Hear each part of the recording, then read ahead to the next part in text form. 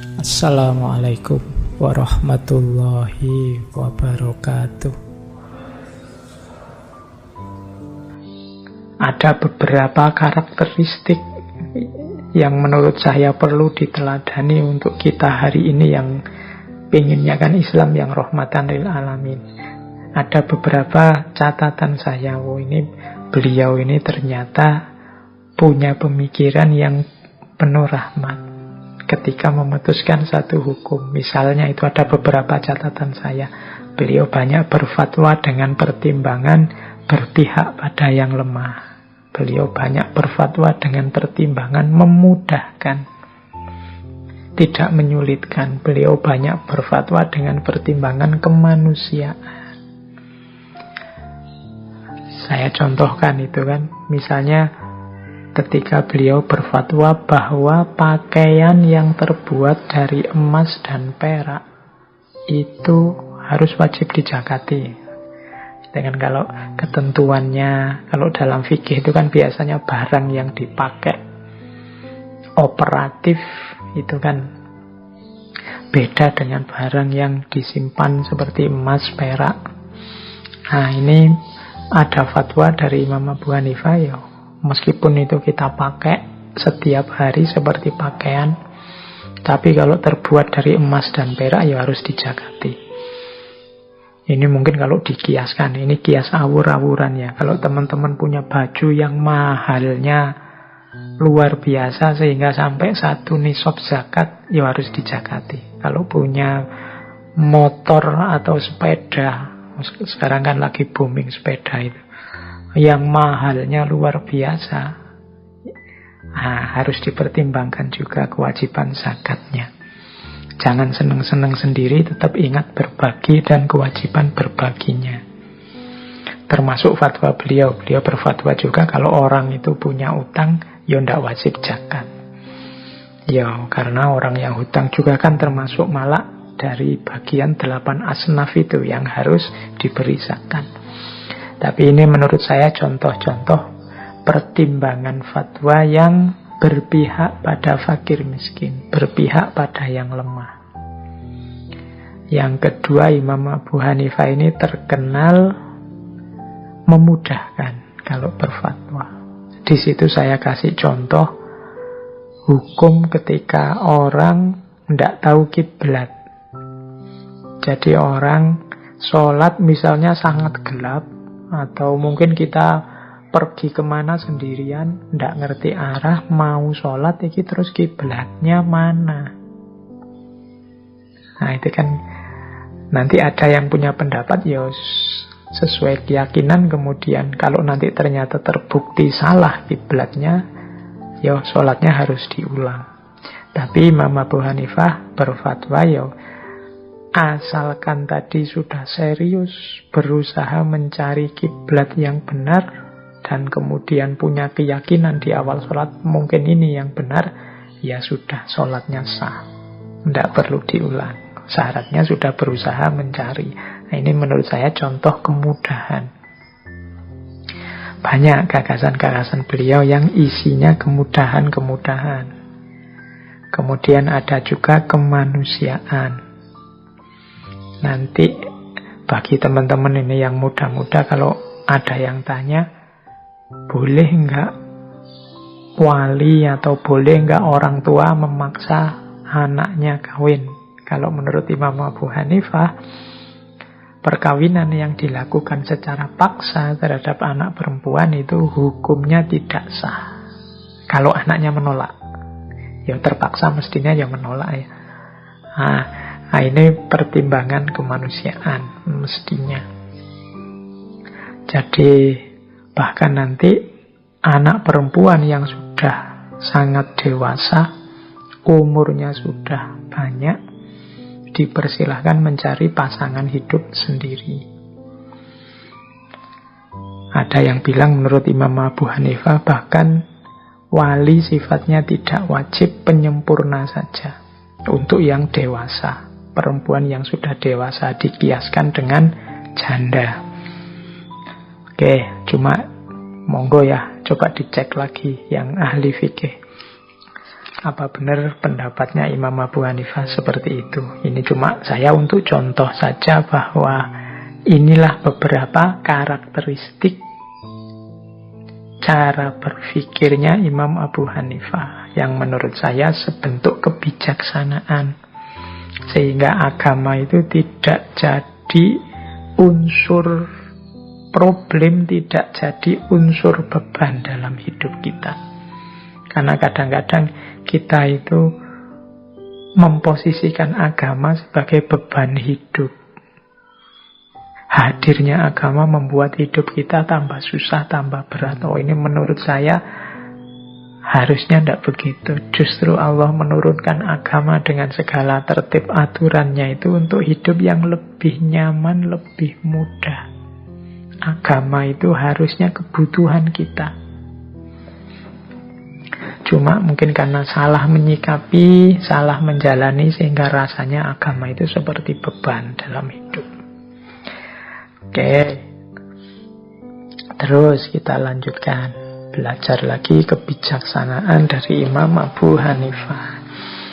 Nah, ini saya rangkumkan beberapa kalimat mutiara yang menunjukkan ketidakkakuannya Imam Abu Hanifah, yang menunjukkan ketawaduan beliau, yang menunjukkan keterbukaan beliau. Jadi ini menunjukkan meskipun sepinter itu beliau, sedahsyat itu keilmuannya, tetap beliau tawadu, tidak mengklaim dirinya paling benar, tidak mengklaim dirinya paling hebat. Itu ada beberapa quotes yang populer sekali dari Imam Abu Hanifah. Yang pertama, kita baca satu-satu ya, biar kita bisa belajar dari beliau. Perkataan kami ini pendapat, dan kami memperkirakan ini lebih baik. Dan barang siapa membawa apa yang lebih baik dari perkataan kami, maka ia lebih benar dari pendapat kami. Nah, ini menurut saya pernyataan yang arif. Saya ini cuma berpendapat. Menurut saya pendapatku ini sudah baik. Tapi kalau ada yang membawa pendapat yang lebih baik, ya berarti dia lebih benar dari pendapat kami. Ini menunjukkan jiwa yang terbuka. Tidak mengklaim dirinya sudah final, pasti baik, pasti benar. Jadi kalau ketemu dalil yang lebih kuat, kalau ketemu dasar yang lebih benar, ya siap mengambil, siap menerima dasar dalil yang lebih kuat tadi. Meskipun beliau ini levelnya imam madhab, tapi sifatnya masih terbuka, mau menerima masukan kebenaran yang baru. Tidak mengklaim dirinya selalu benar.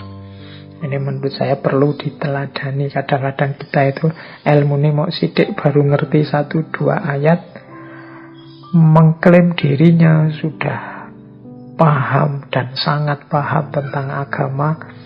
Kalau dikritik orang terus marah-marah, mencak-mencak. Nggak, padahal orang selevel Imam Abu Hanifah saja, ya kalau ada orang membawa yang lebih baik, mungkin dalil yang lebih kuat, mungkin argumen yang lebih masuk akal, ya berarti dia lebih benar dari pendapat kamu. Itu yang pertama. Yang kedua, ini juga kalimat, apabila telah sahih sebuah hadis, maka hadis tersebut menjadi mazhabku. Jadi kalau ada hadis kok terbukti memang hadis itu sahih, ya sudah, berarti itulah mazhabku. Nah, ini untuk mengkritisi orang-orang yang mengkritik beliau ini ahli ra'yu, mesti pakai akalnya saja. Enggak lah. Kan yang tadi nomor 1 Al-Quran, nomor 2 Sunnah. Dan beliau sendiri bilang, ya kalau ada hadis sudah jelas sahih, ya berarti itu mazhabku, itu saja. Itu nyambung dengan kalimat selanjutnya. Apabila saya mengatakan sebuah pendapat yang menyelisihi kitab Allah dan hadis Rasulullah yang sahih, maka tinggalkanlah perkataanku. Jadi tidak mutlak perkataanku pasti benar. Kalau nanti ternyata terbukti, oh pendapatku ini nabrak Al-Quran, nabrak hadis yang sahih, ya sudah, katanya Imam Abu Hanifah, tinggalkan saja pendapatku, perkataanku. Oke, terus. Tidak halal bagi seseorang untuk mengambil atau memakai pendapat kami selama dia tidak mengetahui dari dalil mana kami mengambil pendapat tersebut. Haram bagi orang yang tidak mengetahui dalilku, dia berfatwa dengan pendapatku.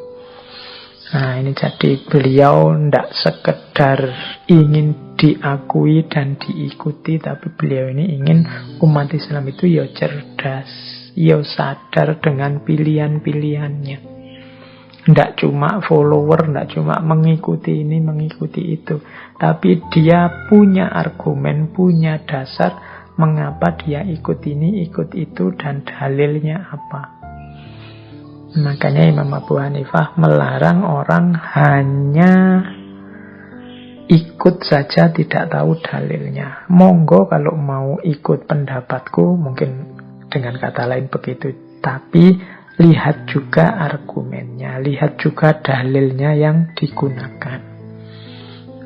Jadi ikut percaya dengan tahu dalilnya, dengan ikut percaya dengan tidak tahu dalilnya, ya kualitasnya berbeda. Kalau yang pertama namanya taklid, kalau yang kedua namanya ittiba. Ittiba itu ikut dan tahu dalilnya.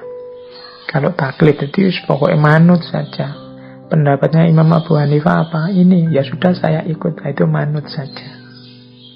Tadi beliau punya fatwa-fatwa yang di depan tadi, wah cocok saya dengan Imam Abu Hanifah, saya ikutlah. Nah, itu yang tidak disukai oleh Imam Abu Hanifah.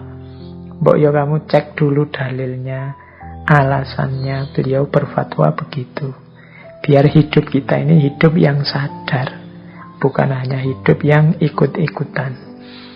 Dan yang terakhir, beliau menyatakan sesungguhnya kami adalah manusia biasa.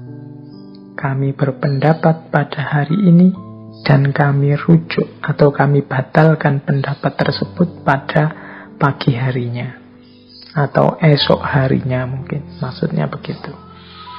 Jadi ini kesadaran yang tinggi dari Imam Abu Hanifah bahwa ya kita ini manusia, kita punya keterbatasan. Sepinter apapun kita tidak tahu segalanya, termasuk dalam agama. Maka sangat mungkin saat ini menurut kita yang benar adalah A, tapi besok ketemu dalil baru, ketemu data baru, ternyata yang benar adalah B. Ya kalau bertemu situasi semacam itu, ya jangan ragu-ragu untuk rujuk atau membatalkan kemarin yang terlanjur ngomong A. Tidak perlu gengsi dalam kebenaran dan kebaikan. Akuilah kalau memang ada yang lebih benar dan ada yang lebih baik. Tidak harus, tapi aliranku kan pendapatnya ini, pokoknya tetap ikut aliranku. Itu sering jadi bloknya, sering jadi penghalangnya kita menemukan kebenaran. Maka ya sudah, diakui saja, wong kita semua ini manusia, kadang-kadang keliru. Kalau memang jelas keliru, ternyata memang ada yang lebih benar, ya jangan segan-segan mengambil yang lebih benar. Nah, ini kebijaksanaan yang dituntunkan oleh Imam Abu Hanifah. Ini bagian ini sebenarnya menurut saya tuntunan yang luar biasa untuk kita hari ini. Banyak hari ini konflik-konflik terjadi hanya karena kita merasa diri kitalah yang paling benar. Kita tidak kuat kalau ada orang lain punya pandangan berbeda. Kita melihat orang yang berbeda pandangan itu seperti orang yang nantang kita atau orang yang ingin melawan kita. Padahal hakikatnya sekedar cuma berbeda saja. Dan tidak ada jaminan pendapat kita itu yang paling benar. Maka tetaplah terbuka, tetaplah tawadu. Biar konflik yang tidak perlu, gegeran-gegeran yang menghabiskan energi, menghabiskan waktu. Toh nanti akhirnya ya mari menghormati pandangan kita masing-masing. Berarti kemarin gegerannya hanya buang-buang energi saja. Jadi, nah kita ikuti kebijaksanaan dari Imam Abu Hanifah ini. Jadi ya saya ini manusia biasa. Kadang saya ngomong di satu hari, ternyata besoknya ada data baru, dalil baru yang lebih baik, lebih benar. Yuk, berarti pendapat itu yang kemarin sudah saya omongkan saatnya direvisi. Nah, jadi kan enak, ndak pakai ngotot, ndak pakai ngeyel. Oke, ini menurut saya kebijaksanaan dalam berpikir. Baik, kita lanjutkan. Oke, sekarang kita masuk ke hikmah-hikmah. Nanti saya bagi dua ya. Hikmah dari kisah-kisahnya Imam Abu Hanifah, kemudian nanti nasihat-nasihat beliau. Ada nasihat kepada murid-muridnya, ada nasihat kepada putra beliau. Nah, saya awali dari satu cerita yang terkenal untuk hikmah yang pertama. Ada cerita yang sangat terkenal sekali ketika Imam Abu Hanifah suatu ketika berpapasan dengan seorang anak kecil. Anak kecil ini memakai sepatu dari kayu. Apa kalau di kita ya di Jawa namanya teklek. Nah, atau bakia. Katanya Imam Abu Hanifah, wong ini anak kecil, pakai sepatu kayu, lari-lari khawatir jatuh. Terus diingatkan oleh Imam Abu Hanifah, nak, hati-hati, jangan sampai kamu tergelincir. Nah, anak ini terus menerima nasihat dari Imam Abu Hanifah sambil tersenyum. Kemudian dia tanya, bolehkah saya tahu nama bapak siapa? Kata anak itu. Terus dijawab oleh Imam Abu Hanifah, nama saya Nu'man. Oh, berarti bapak ini ya yang gelarnya Al-Imam Al-A'zam. Kata anak kecil tadi. Mungkin dia lihat cara berpakaiannya beliau. Imam Abu Hanifah, jangan lupa Imam Abu Hanifah itu dikenal sebagai ulama yang suka kerapian. Kalau pakai baju ya yang bersih, suka parfum yang wangi-wangi, sehingga menyenangkan orang yang dekat dengan beliau. Nah, mungkin anak ini ngerti dari cara bicara, cara berpakaian. Apalagi terus namanya ya Nu'man. Nama asli beliau kan memang Nu'man. Anak itu jadi, oh berarti bapak ini ya yang Imam A'zam itu. Dijawab oleh Imam Abu Hanifah, bukan saya yang memberi gelar itu, nak. Masyarakat saja, mungkin karena masyarakat itu berprasangka baik, husnudzon, memberi saya nama itu.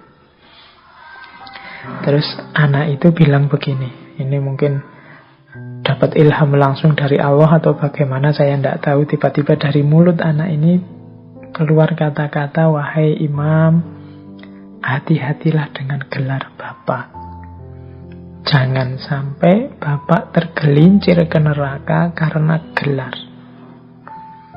Sepatu saya ini mungkin hanya menggelincirkan saya di dunia, tapi gelar bapak dapat menjerumuskan bapak ke dalam api neraka yang kekal jika kesombongan dan keangkuhan menyertainya. Wah, sampai di titik itu terus Imam Abu Hanifah menangis dan sekaligus bersyukur, berterima kasih atas nasihat dari anak kecil. Ini ada beberapa hikmah dari cerita ini.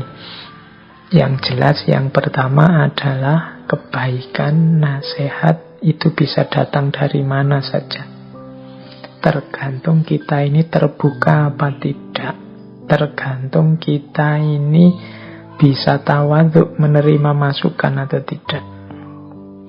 Kalau kita tidak terbuka, tidak tawadhu, mungkin respon terhadap kata-kata anak kecil tadi berbeda. Mungkin kalau kita, mungkin saya apa teman-teman, mungkin kalau ada anak kecil cerewet kayak gitu ya paling dicuekin. Atau kita tanggapi, alah cah cilik wae ngerti opo. Alah anak kecil saja ngomongnya ndak jelas, misalnya ngomong opo toh, dia sendiri paling ya ndak paham ya, tanggapan-tanggapan kita itu. Tapi kalau Imam Abu Hanifah, meskipun hanya dari seorang anak kecil, teguran itu diterima, bahkan beliau sampai menangis. Itu hikmah yang pertama. Hikmah yang kedua ya tentunya isi nasihatnya. Jadi memang kadang-kadang pujian, penghormatan, penghargaan itu rasanya memang menyenangkan. Tapi kalau kita tidak hati-hati, semua itu nanti justru akan jadi sumber yang mencelakakan kita. Jadi kalau kita tidak hati-hati menyikapinya, terus kita merasa besar, kita merasa penting, kita merasa luar biasa, kita merasa lebih dari yang lain dan lain sebagainya, maka keutamaan-keutamaan tadi, kebaikan-kebaikan yang dipuji orang tadi justru akan berbalik menjadi sesuatu yang mencelakakan kita, khususnya nanti di akhirat. Maka anak kecil tadi mengingatkan, kalau cuma teklek atau bakia ini yang membuat saya jatuh, ya paling kaki saya sakit sementara, cuma itu aja. Tapi kalau kesombongan, kalau keangkuhan menyertai kesuksesan, menyertai gelar-gelar pujian-pujian, dia bisa jadi akan menyerumuskan dalam kesengsaraan selamanya di neraka. Nah, ini nasihat dari anak kecil. Makanya hati-hati, karena kadang-kadang kita itu tidak waspada dalam situasi nyaman, dalam situasi mendapat kenikmatan. Kalau sedang susah, kesulitan, dapat masalah, itu biasanya kita lebih waspada, lebih spiritualitasnya lebih hidup. Tapi begitu senang, begitu nyaman, begitu dapat kenikmatan, biasanya lupa sudah sama yang di atas. Merasa kesuksesan itu milik kita, merasa keberhasilan itu karya kita, merasa panggilan-panggilan besar, merasa sebutan-sebutan dan pujian itu adalah hak kita. Kita lupa bahwa apapun kenikmatan, apapun keberhasilan, apapun kesuksesan itu hakikatnya adalah alhamdulillah. Yang layak dipuji, yang berhak atas segala terima kasih hanya Allah saja. Jadi itu hikmah yang pertama, tentang jangan sombong, hati-hati dengan keberhasilan dan kesuksesan. Jangan sampai kenikmatan, kebahagiaan yang hari ini kita rasakan pada akhirnya justru berbalik menjadi unsur yang mencelakakan kita. Oke, ini yang pertama. Terus kita lanjutkan ke hikmah yang kedua. Hikmah yang kedua ini sebenarnya cerita, saya potong kalimat terakhirnya saja. Jadi suatu ketika Imam Abu Hanifah ini jalan di sebuah jalan, tiba-tiba dia melihat ada orang mencuri buah apel. Nah, setelah orang ini mencuri, diikuti oleh Imam Abu Hanifah. Buah curi, mungkin ngutil di pasar gitu ya, ada orang jualan di pinggir jalan, dan tiba-tiba dia mengambil satu apel tanpa setahu yang jual. Orang ini diikuti oleh Imam Abu Hanifah.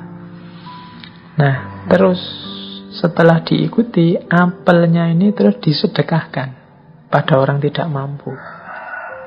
Mungkin kayak diilustrasikan tadi ngambil ngutil, terus hasil dia apel ini dibawa, mungkin ada orang ngemis, ada orang minta-minta dikasih apel itu. Nah, disedekahkan, didekati oleh Imam Abu Hanifah. Kemudian, kenapa sampean mencuri? Saya pikir sampean mencurinya karena kelaparan, tapi ternyata kok habis mencuri langsung diberikan ke orang tidak mampu. Nah, jawabannya pencuri itu, tidak, saya tidak kelaparan, wahai orang tua. Saya itu hanya ingin cari pahala. Imam Abu Hanifah tanya, lu bagaimana caranya mencari pahala kok seperti itu? Iya, katanya orang ini. Jadi saya mencuri 1 apel, terus saya sodakohkan. Bukankah kalau saya sodakoh 1, pahalanya 10? Berarti saya mencuri dosanya 1, saya sodakoh pahalanya 10. Kalau di total berarti 10 pahala dikurangi 1 dosa, saya masih untung 9 pahala. Nah, itu orang yang melakukan trik dalam hukum. Itulah nanti terus jawabannya Imam Abu Hanifah apa? Kamu telah mencuri dan ditetapkan atasmu dosanya. Lalu kamu bersedekah dengan barang curian tersebut. Ketahuilah, Allah tidak sudi menerima sedekah itu. Karena Allah itu maha baik dan tidak menerima kecuali yang baik. Jadi yang tersisa darimu bukan 9, tapi hanya 1 dosa tadi, dosamu mencuri. Jadi ini mungkin sering saya ilustrasikan ya, kadang-kadang orang mengkalkulasi pahala dan dosanya. Jadi misalnya orang habis korupsi, terus uang hasil korupsinya dipakai membangun masjid, dipakai sedekah. Seolah-olah nanti ini kan sedekah itu berkali lipat pahalanya. Jadi kalau dikurangi dengan dosanya korupsi, ya masih untung lah. Nah, ini perhitungan dagang dengan Allah.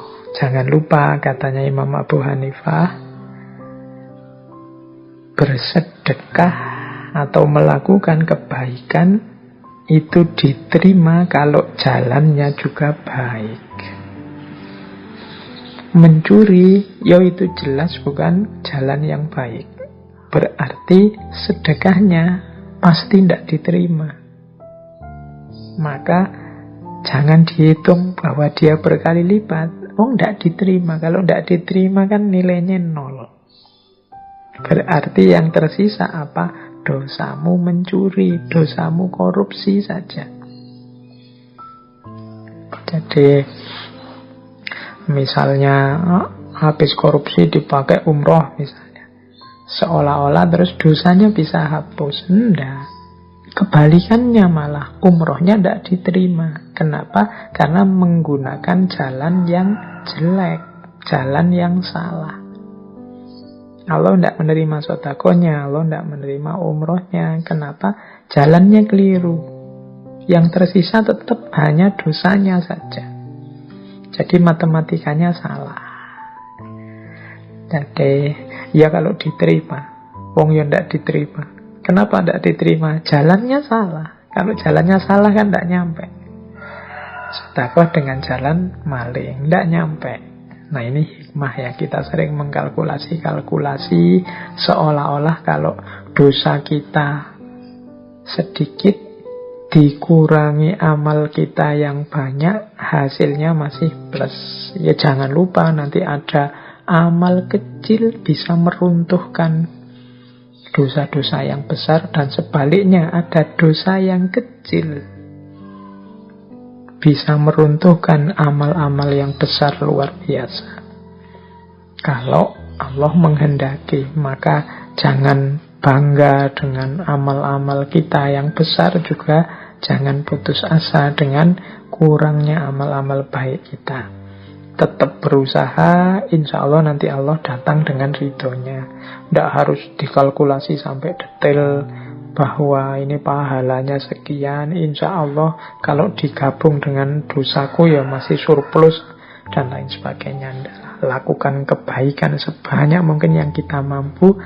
Siapa tahu dari sekian banyak kebaikan salah satunya nanti yang berkenan menghadirkan ridhonya Allah. Kan ada ceritanya Imam Syafi'i itu yang populer sekali. Jadi ada cerita seorang ulama bermimpi bertemu Imam Syafi'i. Terus ulama ini bertanya, apa yang dilakukan Allah kepadamu? Kok Imam Syafi'i? Imam Ghazali. Jadi cerita tentang Imam Ghazali. Jadi apa yang dilakukan oleh Allah kepadamu, wahai Imam Ghazali? Imam Ghazali ini kan dikenal karyanya banyak, luar biasa. Sampai hari ini termasuk Ihya Ulumuddin, termasuk kitab-kitabnya yang lain. Nah, satu ketika ada ulama bermimpi bertemu Imam Ghazali. Waktu Imam Ghazali ditanya, apa yang dilakukan Allah kepadamu setelah engkau meninggal? Jadi Imam Ghazali kemudian bilang, ya waktu Allah bertanya padaku, apa yang engkau bawa menghadapku? Terus Imam Ghazali menunjukkan semua yang menurut beliau amal baik. Nulis kitab lah, kemudian mengajar lah, macam-macam yang jumlahnya tidak terhitung, luar biasa. Tapi katanya Imam Ghazali, dari semua itu ternyata tidak ada yang membuat Allah berkenan. Ternyata yang menyelamatkan adalah satu amal yang sangat kecil, yang ada hubungannya dengan lalat. Jadi Imam Ghazali yang sebesar itu ternyata diselamatkan oleh lalat. Lalat itu laler. Jadi ada cerita satu ketika beliau sedang nulis, tiba-tiba datang lalat. Nah, lalat ini terus menghisap tintanya. Tinta yang beliau pakai untuk nulis. Dan beliau kasihan sama lalat itu, terus dibiarkan, silahkanlah, hisaplah tinta itu sekenyang mungkin. Jadi lalatnya tidak diusir, ditunggu sampai puas lalat itu minum tinta tempat beliau menulis. Nah, amal yang hanya sekedar kasihan terhadap lalat inilah ternyata menurut Imam Ghazali dalam mimpi itu yang membuat Allah berkenan menurunkan ridhonya, dan sehingga Imam Ghazali selamat. Ratusan mungkin amal yang lain yang luar biasa yang sering kita ceritakan di banyak kajian ternyata masih belum menurunkan rahmat dan ridhonya Allah. Nah, logika semacam ini mungkin penting bagi kita untuk memperbanyak amal apapun, kebaikan apapun sebanyak mungkin.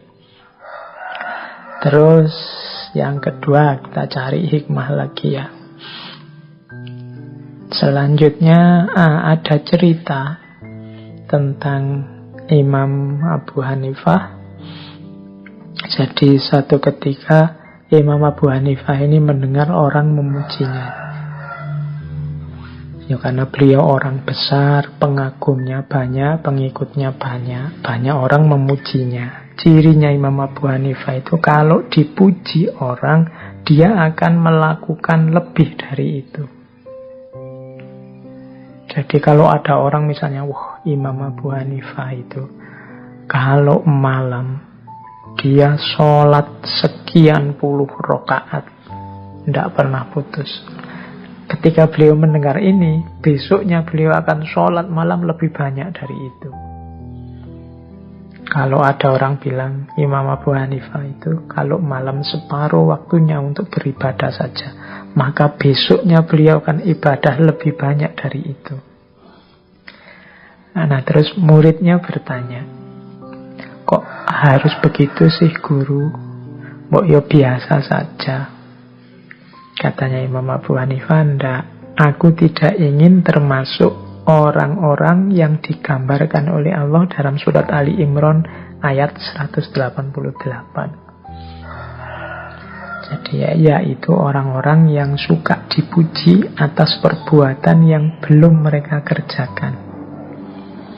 Ini surat Ali Imran 188. Bunyinya kurang lebih beginilah.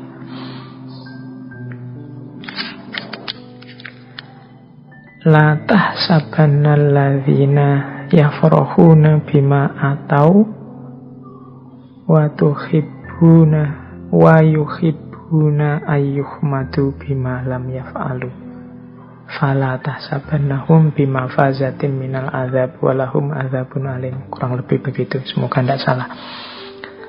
Jadi jangan kalian kira orang-orang yang gembira atas pencapaian mereka yang diberikan pada mereka, atau orang-orang yang suka dipuji atas apa yang tidak mereka kerjakan, jangan kalian kira mereka akan selamat sukses dari azabnya Allah. Mereka justru akan mendapat azabun alim. Oke, lengkapnya itu. Kalau ingin tahu detail maksudnya ya monggo dibuka kitab tafsirnya. Jadi ini termasuk orang yang dikritik oleh Al-Quran. Orang yang tidak melakukan apa-apa kok dipuji seneng. Wah, sampean ini memang orangnya sabar sekali. Padahal kalian sendiri ngerti, kalian sebenarnya tidak sabaran, cuma dia tidak tahu saja. Wong yo keliru gitu, tapi kita kan seneng. Itu termasuk yuhibbuna ayyuhumadu bima lam yaf'alu. Jadi seneng dipuji, padahal itu bukan karyamu, itu bukan prestasimu, tapi kamu seneng dipuji. Nah, Imam Abu Hanifah tidak mau termasuk tergolong orang yang seperti ini. Jadi hikmahnya cerita ini apa? Yo, kita itu wajar orang memuji kita untuk 1-2 capaian dalam hidup kita. Tapi jangan terlena. Kalau pujian itu sifatnya kebaikan, ya sudah, wujudkanlah. Wujudkanlah bahkan lebih dari itu. Kalau orang ngomong, wah, temanku ini kok sabar ya, kamu itu orangnya sabar sekali, dan kamu ngerti sebenarnya kamu tidak sesabar itu, ya sudah, kamu terima kasih, posisikan itu sebagai doa darinya, berusahalah untuk sabar sesuai pujian itu, biar kamu tidak kayak orang yang omong kosong, yang senang dipuji padahal kamu tidak begitu. Nah, ini pelajaran buat kita. Ya kalau cacian kan ya mudah, yang penting sabar wae. Tapi pujian ini sering membuat kita terlena, membuat kita ndak eling, ndak waspada. Jadi Imam Abu Hanifah kalau dengar orang muji, ya sudah, dia wujudkan lebih dari itu. Orang bilang dia sholat 100 rakaat, besoknya dia sholat 200 rakaat. Orang bilang dia tidak tidur sepertiga malam, ya beliau tidak tidur setengah malam, dan seterusnya. Itu biar tidak tergolong orang yang suka dipuji atas perbuatan yang belum atau tidak mereka kerjakan. Ini juga menurut saya hikmah. Hari ini mungkin banyak orang yang seperti ini di antara kita, atau jangan-jangan kita sendiri. Kita itu sering hanya acting saja, pura-pura saja. Ngomong di ndaki-ndakikan, disoleh-solehkan, atau kalau di kampus diilmiahkan, itu namanya kan acting.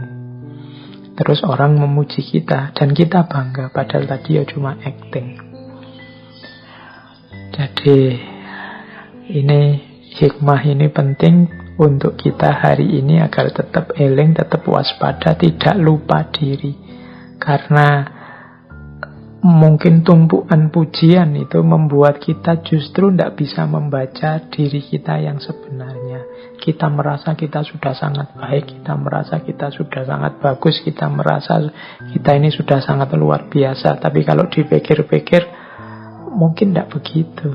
Itu hanya kata orang yang tidak tahu aslinya, komentar orang yang tidak ngerti hakikatnya, tidak ngerti originalnya kita itu yang seperti apa. Jadi ini nasihat untuk kita, ayo hati-hati. Jangan merasa besar padahal kita tahu sendiri kita itu kecil. Oke. Jadi ini hikmah yang selanjutnya. Terus ada cerita juga. Suatu hari Imam Abu Hanifah ini membaca salah satu firman-Nya Allah surat Az-Zumar ayat 17-18. Fabashir ibadil ladzina yastami'unal qawla fayattabi'una ahsana. Maka berikanlah kabar gembira kepada orang-orang hamba-hambaku yang mendengarkan perkataan kemudian mengikuti yang paling baik di antaranya. Nah, ini hikmahnya ada di komentarnya Imam Abu Hanifah. Jadi setelah membaca ayat ini, Imam Abu Hanifah terus berdoa, ya Allah, barang siapa hatinya sempit karena kami, sesungguhnya hati kami luas untuknya. Nah, ini pelajaran luar biasa dari Imam Abu Hanifah. Jadi kita itu kan sering mungkin karena paham sesuatu, punya sedikit-sedikit wawasan tentang kebenaran, tentang kebaikan. Kemudian kita sampaikan pada orang lain, entah dengan cara apa. Alhamdulillah kalau orang yang menerima penyampaian kita itu seperti surat Az-Zumar tadi, mendengarkan perkataan kemudian ikut yang baik. Yastami'unal qawla fayattabi'una ahsana. Tapi ada kalanya orangnya mungkin tidak mau menerima, mungkin malah marah-marah menyebut kita sok pinter, sok tahu dan lain sebagainya. Mungkin malah mensinisi kita, menyinyiri kita dan lain sebagainya. Nah, itu kadang-kadang kalau responnya begitu kan terus kita membalas itu, kita kan marah juga. Sudah diberitahu baik-baik, maksudku baik, niatku baik, kok tanggapannya begitu. Akhirnya terus jadi gegeran. Dari niat yang baik hasilnya ternyata konflik. Nah, Imam Abu Hanifah memberi pelajaran. Ya Allah, barang siapa hatinya sempit karena kami, sesungguhnya hati kami luas untuknya. Jadi mungkin ada orang yang tidak suka kita, ada orang yang sempit hatinya mendengarkan yang kita omongkan, penyampaian kita, sempit hatinya melihat kesuksesan kita dan lain sebagainya. Itu kan orang yang hatinya sempit karena kami. Tapi saksikannya ya Allah, hati kami tetap luas untuknya. Aku tetap sayang padanya, aku tetap akan memaafkannya, aku tetap ingin kebaikan pada dirinya. Nah, itu namanya hati kami tetap luas untuknya. Jangan hati sempit kita balas juga dengan kesempitan hati kita. Sempit dibalas sempit, ya wassalam nanti. Akhirnya jadi konflik. Agama terus jadi beban seperti saya bilang tadi. Ndak. Kalau Imam Abu Hanifah, luaskan hatimu. Karena situasi itu kadang-kadang tidak berjalan persis seperti yang kita inginkan. Makanya beliau berdoanya, ya Allah, barang siapa hatinya sempit karena kami, sesungguhnya hati kami luas untuknya. Ini mungkin penting untuk kita hari ini di era medsos ini yang kita sering bertukar kata, bertukar nasihat, yang kadang-kadang tanggapannya tidak seperti yang kita inginkan. Jangan lupa hati kita harus tetap luas. Oke, meskipun begitu, ini hikmah selanjutnya. Kalau kita yakin dalam kebaikan dan kebenaran, semoga kita punya kesabaran dan keteguhan. Imam Abu Hanifah ini dikenal orangnya konsisten, teguh dalam kebenaran yang beliau ketahui. Nah, ada cerita, suatu hari beliau ini ada di Masjid Al-Khaif. Saat beliau di masjid itu, ada orang datang ke beliau bertanya tentang sesuatu. Beliau pun menjawab sesuai kebenaran yang beliau yakini. Nah, setelah beliau jawab, tiba-tiba ada orang bilang, "Kok jawabannya begitu, wahai imam? Padahal Al-Hasan berkata begini, tidak sama dengan yang sampean jawab." Abu Hanifah jawab, "Yo, Al-Hasan keliru menurut saya." Nah, setelah beliau ngomong gitu, tidak lama terus datang orang marah-marah. Ini ceritanya wajahnya ditutupi, memaki-maki Imam Abu Hanifah. "Wahai anak pesina, berani-beraninya engkau bilang Al-Hasan keliru." Setelah marah-marah, setelah maki-maki, terus dia pergi. Nah, ceritanya Imam Abu Hanifah ini ndak kaget, wajahnya biasa saja meskipun diteriaki orang, dimaki orang. Jadi setelah orangnya pergi, Imam Abu Hanifah bicara lagi, menegaskan lagi keyakinannya. "Demi Allah, menurutku Al-Hasan keliru. Yang benar Ibnu Mas'ud." Nah, ini jadi tipe orang yang tidak mudah diprovokasi, tidak mudah terhasut, sabar dan teguh dalam pendiriannya. Jadi dimaki-maki langsung di depannya, beliau tidak berubah, tidak masalah. Tapi beliau tidak terprovokasi dan juga tidak mengubah pendiriannya. Kalau mengubah pendiriannya berarti beliau penakut. Tidak, beliau tetap teguh dengan pendiriannya. Orangnya pergi, tetap dia bilang, tetap menurut saya Al-Hasan yang salah dan Ibnu Mas'ud yang benar. Ini mungkin tentang satu masalah tertentu. Mungkin Al-Hasan di sini seorang tokoh yang mungkin dikagumi, sehingga ketika ada yang mengkritik, ada yang marah. Tapi Imam Abu Hanifah tetap dengan sikapnya yang teguh, sabar, tapi juga tidak mudah terprovokasi.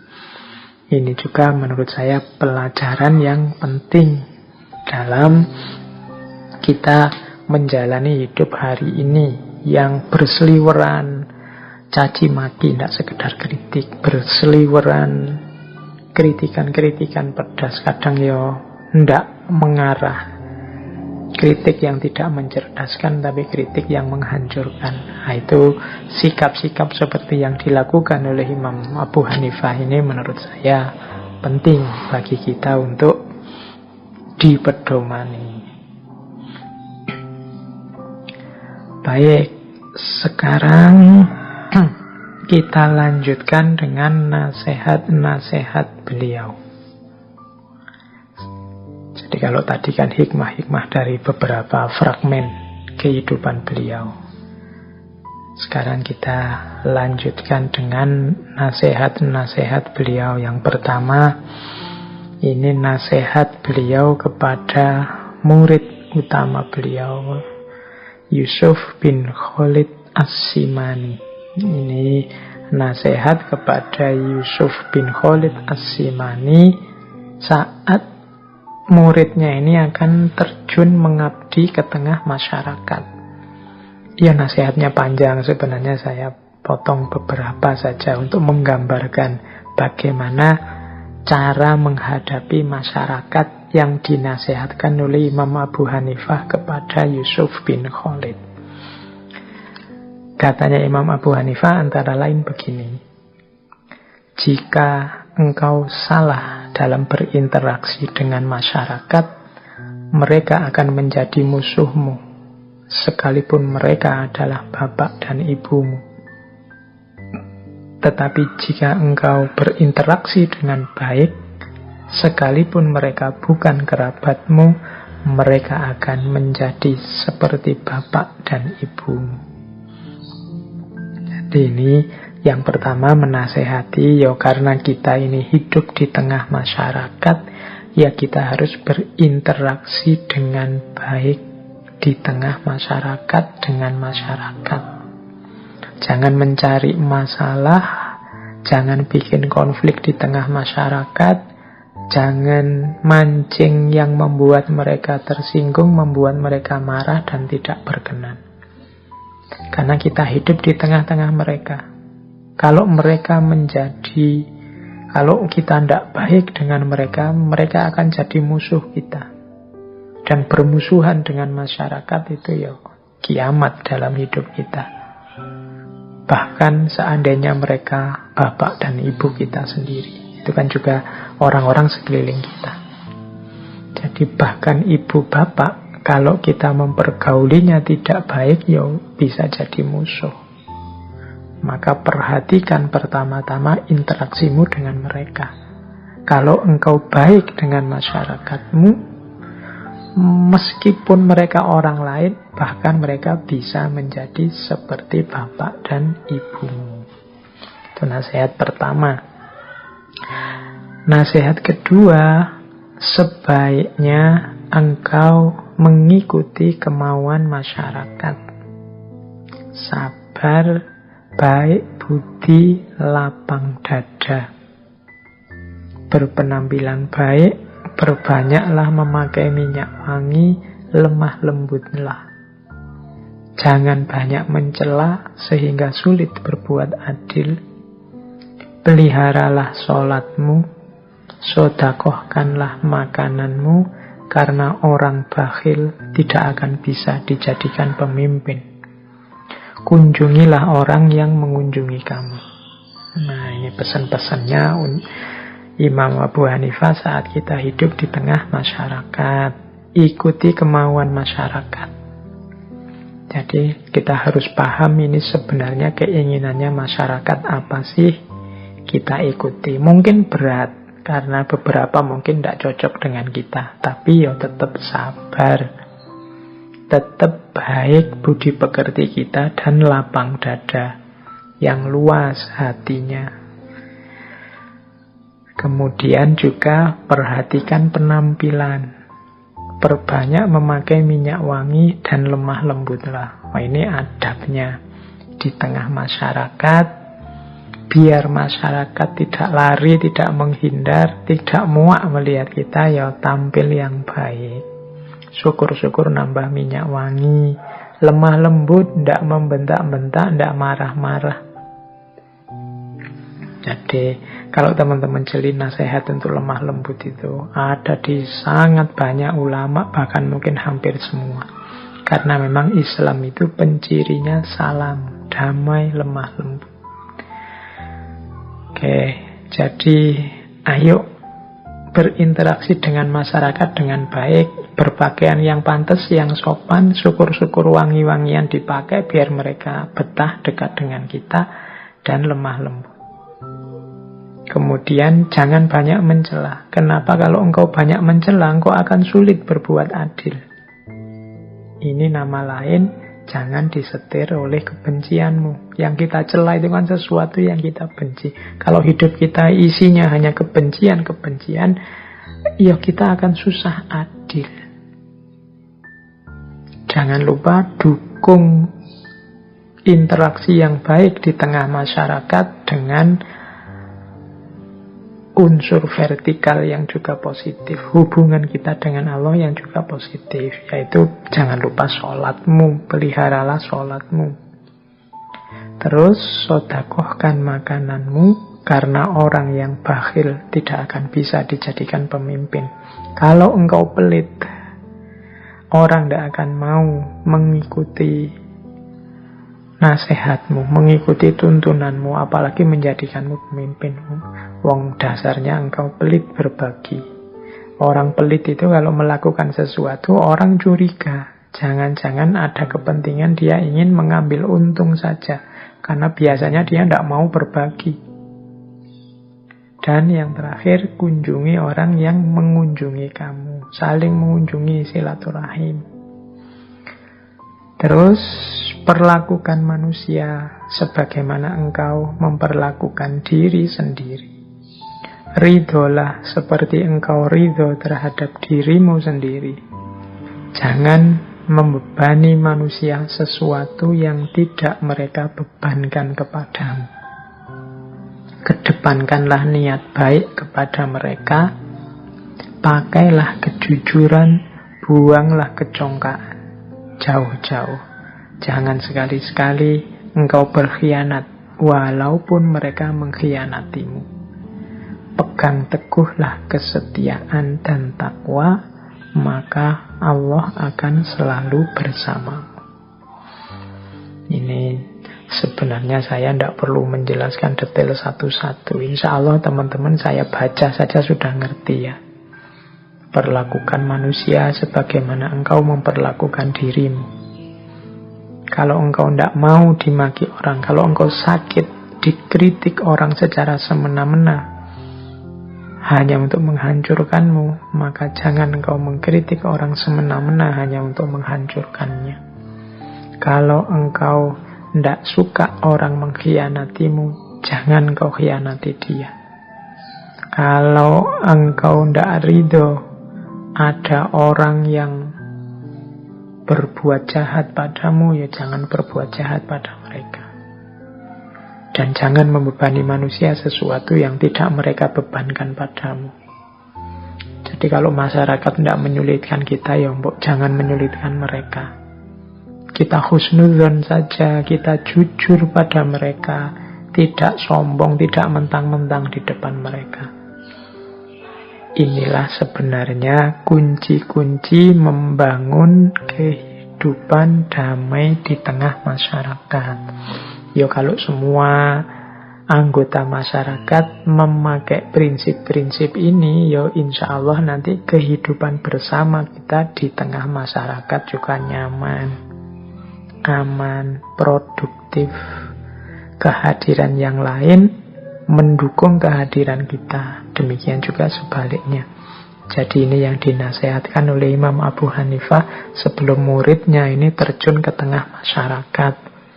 Jangan mentang-mentang pintar, jangan mentang-mentang sudah ahli, terus ingin menang sendiri di tengah masyarakat. Menyusahkan masyarakat, mungkin lewat tindakannya, mungkin lewat kata-katanya, mungkin lewat perilakunya. Wong kita ini hidup di tengah masyarakat. Jadi ini nasihat untuk menghadapi masyarakat. Nah, yang kedua, ini saya tidak tahu teman-teman akan setuju apa tidak pendapatnya Imam Abu Hanifah menghadapi penguasa. Oke, apalagi yang muda-muda nih yang masih meledak-ledak. Jadi Imam Abu Hanifah punya trik sendiri, punya tips sendiri untuk menghadapi penguasa. Katanya Imam Abu Hanifah, hormatilah penguasa dan junjunglah derajatnya. Jangan bohong kepadanya, tapi juga jangan mendatanginya setiap saat jika tidak ada keperluan mendesak terkait dengan perkara ilmu.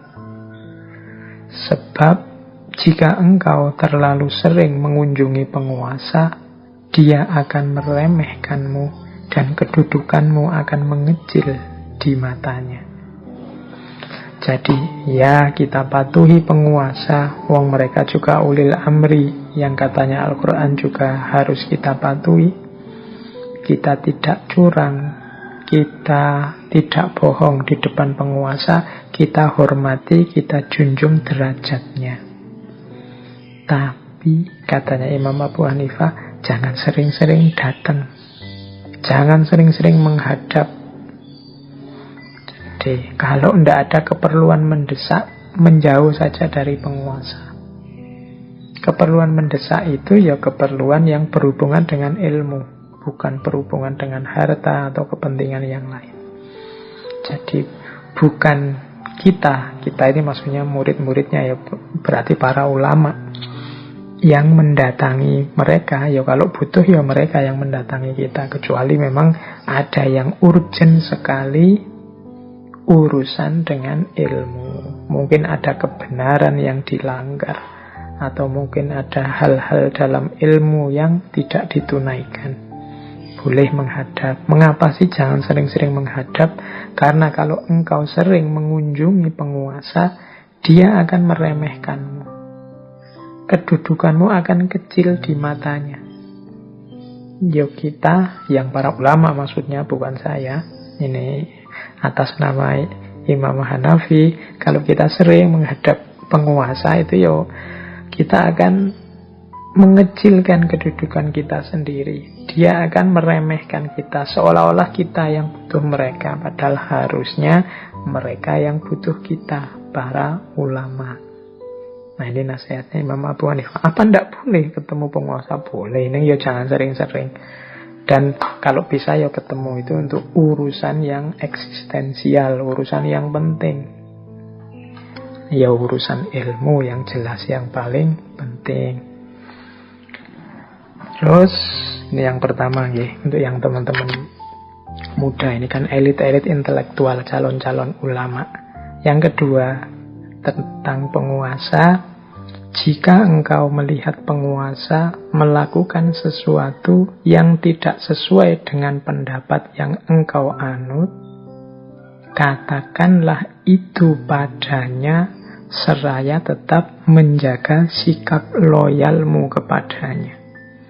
Sebab ia memiliki kekuasaan yang lebih tinggi daripadamu. Jadi nanti akan ada momen ketika yang dilakukan oleh penguasa menurut kita tidak cocok, tidak benar, keliru itu. Ya tentu saja tidak boleh diam saja.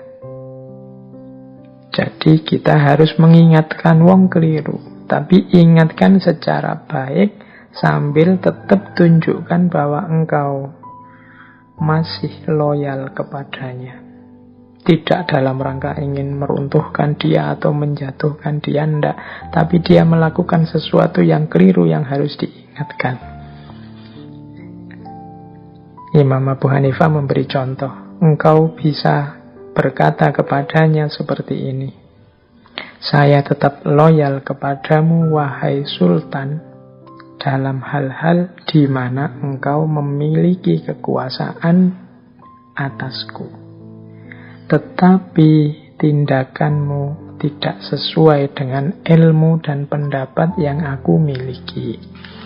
Jadi ini adabnya, kalau versinya Imam Abu Hanifah, ya tegaskan bahwa ya jangan khawatir, aku loyal padamu, aku setia padamu karena engkau adalah pemimpinku, tapi ada tindakanmu yang menurut aku tidak cocok dengan kebenaran, dengan ilmu yang aku yakini. Nah, bla bla bla bla dan seterusnya. Tunjukkan di mana salahnya, tunjukkan di mana harus diluruskan. Itulah caranya menghadapi penguasa. Ya monggo, ini sebenarnya bisa diperdebatkan panjang. Misalnya teman-teman bisa ngeyel, lah iya Pak, kalau pemimpinnya mau mendengarkan, kalau tidak mau mendengarkan, ya makanya carilah pemimpin yang mau mendengarkan. Khususnya ini kan para ulama. Jadi ini cirinya. Jadi pemimpin yang mau mendengarkan, ulama yang juga bisa mengingatkan dengan baik. Tidak sekedar marah-marah, tidak sekedar merusak-merusak, tapi punya strategi. Karena kadang-kadang strategi itu lebih penting dalam rangka mensukseskan tujuan-tujuan kita besar atau kecil. Nah, ini versinya Imam Abu Hanifah. Jadi setelah tadi bagaimana caranya hidup di tengah masyarakat, kemudian caranya menghadapi penguasa. Oke, ambil nafas sebentar. Boleh minum yang sudah siap-siap minuman. Oke, nah nasihat selanjutnya. Ini saya tidak tahu setuju apa tidak teman-teman yang belum menikah ini ya. Ini nasihat tentang mencari ilmu dan menikah. Mana yang didahulukan, mana yang dikemudiankan. Kalau ini versinya Imam Abu Hanifah. Ini menasehati murid-muridnya begini. Jangan engkau terburu-buru untuk menikah, kecuali setelah engkau tahu bahwasanya engkau sudah mampu untuk bertanggung jawab memenuhi seluruh kebutuhan istrimu. Carilah ilmu dahulu sampai terkumpulkan. Barulah kemudian kumpulkan harta benda dari jalan yang halal. Setelah itu menikahlah. Jadi ternyata urutannya menurut Imam Abu Hanifah, ilmu dulu, baru harta, baru istri. Alasannya apa? Jika engkau mencari harta benda di saat mencari ilmu, maka engkau akan lemah dalam mendapatkan ilmu. Karena harta benda selalu mengajak untuk terus berniaga dengan orang-orang di sekitarmu. Dan engkau akan tersibukkan dengan urusan dunia juga perempuan sebelum engkau benar-benar mendapatkan ilmu. Jika itu yang terjadi, maka waktumu akan tersia-siakan. Dan engkau juga akan mempunyai banyak anak, keluargamu akan menjadi semakin banyak juga. Oleh karena itu, maka engkau sangat berhajat untuk memenuhi kebutuhan-kebutuhan mereka, sehingga akan membuat engkau meninggalkan ilmu. Jadi mudahnya nasihatnya Imam Abu Hanifah, ilmu dulu. Pak, saya cari ilmu sambil kerja. Ya mungkin kalau tidak sangat terpaksa, dahulukan ilmu. Karena kalau engkau mencari harta di saat mencari ilmu, katanya Imam Abu Hanifah, biasanya yang kalah ilmunya. Karena harta sering mengajak orang untuk tidak berhenti mengejarnya. Itu kan alhaakumut takasur hatta zurtumul maqabir. Jauh lebih sibuk cari uang daripada cari ilmu, sehingga nanti ilmunya akan terkalahkan. Jadi cari ilmu dulu kalau memang memungkinkan. Setelah itu baru bekerja, cari harta. Setelah itu baru menikah, istri. Nah ini urutan ideal versinya Imam Abu Hanifah. Ya mungkin dalam kasus tertentu, di situasi tertentu tidak harus persis seperti ini. Tapi kalau memang bisa seperti ini akan bagus. Karena biasanya orang kalau sudah menikah, itu etos belajarnya juga tidak sama dengan sebelum menikah. Kalau masih bujang mungkin waktunya bisa lebih bebas, lebih longgar untuk memperdalam ilmu. Kalau sudah menikah ya mungkin tidak sebebas sebelumnya, apalagi kalau sudah ada anak.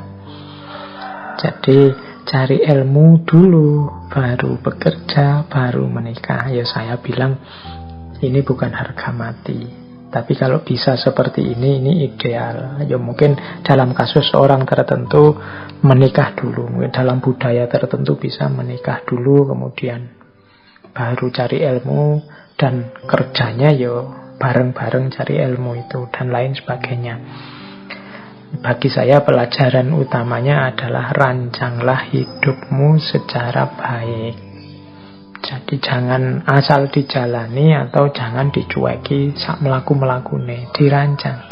Kalau kalian memang ingin mencari ilmu dulu ya dirancang, mencari ilmunya sampai batas apa, kapan, secara resminya. Terus kalau sudah sampai apa, kalian mengizinkan dirimu untuk bekerja. Kemudian kapan harus pernikahannya. Oke, jadi ini salah satu nasihat dari Imam Abu Hanifah agar kita merancang masa depan kita. Oke, terakhir, ini waktunya tidak lama lagi. Ada wasiat dari Imam Abu Hanifah kepada putra beliau yang namanya Hamad. Hamad ini nama yang sama dengan guru beliau. Wasiat ini kalau teman-teman ingin melihat muat di kitab Jami'ul Usul fil Auliya. Ada 2